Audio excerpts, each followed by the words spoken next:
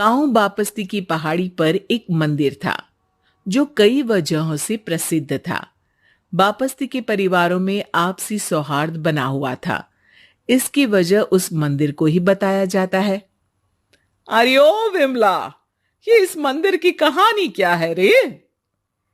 अरे ये मंदिर इस गांव के लिए बहुत ही शुभ है।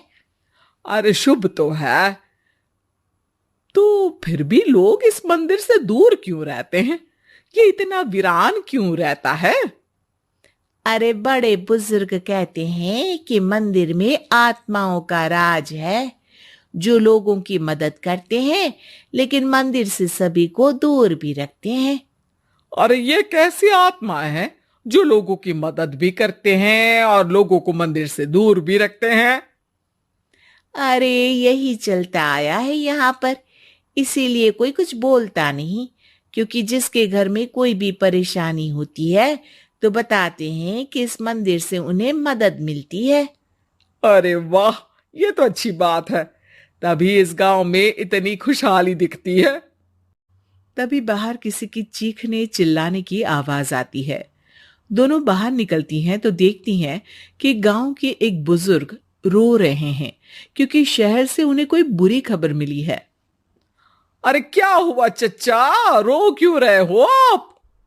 हाँ चाचा, बताओ ना, हुआ क्या? और क्या बताऊं बेटे, मेरा बेटा शहर गया हुआ था कमाने, लेकिन आज खबर मिली है कि उसका एक्सीडेंट हो गया। वो अस्पताल में भर्ती है। अरे तो इसमें परेशान होने की क्या बात है चाचा, जाओ शहर और बेटे का इलाज करवाओ। हाँ चाचा, विमला सही कह रही है। आप शहर जाओ और इलाज करवाओ। और कैसे इलाज करवाऊं, अभी पैसे नहीं है और शहर के अस्पतालों में इलाज का खर्चा लाखों में आता है। अरे चाचा, भगवान पर भरोसा रखो, कहीं ना कहीं से मदद जरूर मिल जाएगी। बस आज का दिन कैसे भी काट लो। अरे अब तो बेटा थोड़ा समय काटना भी मुश्किल होता जा रहा है। देख कमला, तू ही समझा चाचा को। अरे पैसों का कहीं ना कहीं से इंतजाम तो जरूर हो जाएगा।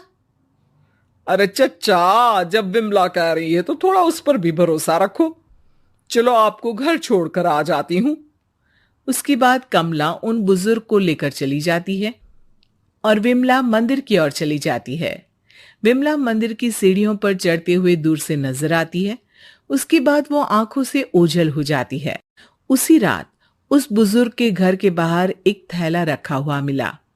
बुजुर्ग उस थैले को देखते ही चौंक पड़ा क्योंकि उसमें 5 लाख रुपए रखे हुए थे।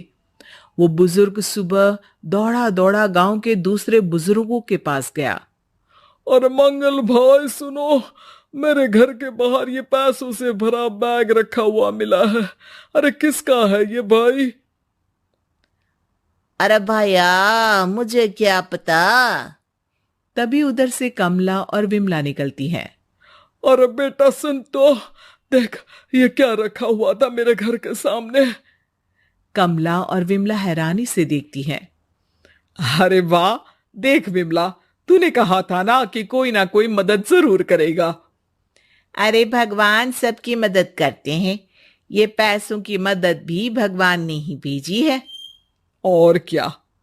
अब चच्चा सोच क्या रहे हो, शहर जाओ और बेटे का इलाज करवाओ। ठीक है बेटियों, जो तुम कहो। चलो निकलता हूं शहर बेटे का इलाज करवाने के लिए। अरे विमला, एक बात तो बता, ये इन्हें मिले तो कैसे मिले पैसे? अरे मैं ना कहती थी कि ये मंदिर सबकी मुसीबतों में मदद भेजता है। अरे वाकई बड़ी पुण्य आत्मा है मंदिर में। सो तो है, लेकिन उनके बारे में लोगों को कम ही पता है। अच्छा, और तुम्हें क्या पता है? अ, जितना पता था वो तो बता दिया। ना रे ना, मैं नहीं मानती। तू कुछ तो छिपा रही है। अरे कुछ ना छिपा रही, जो पता था वो बता दिया। मंदिर से लोगों को मदद मिलती है, बस इतना ही पता है।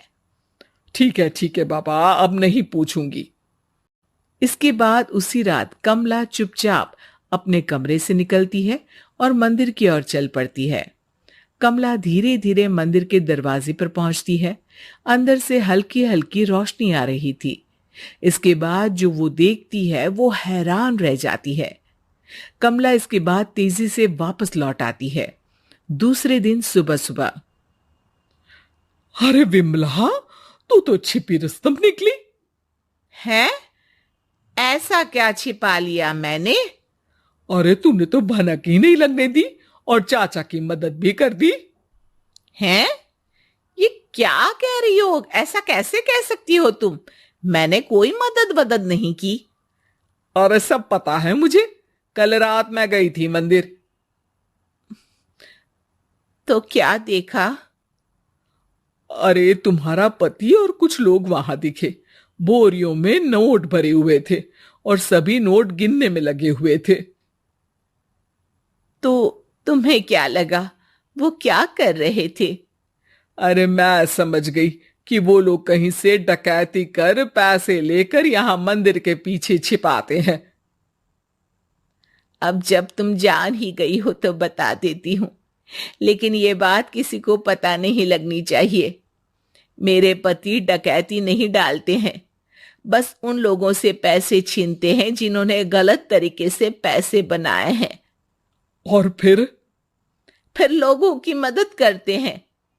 यही है वो पुण्य आत्माएं जो लोगों को मदद पहुंचाती है। अब समझी?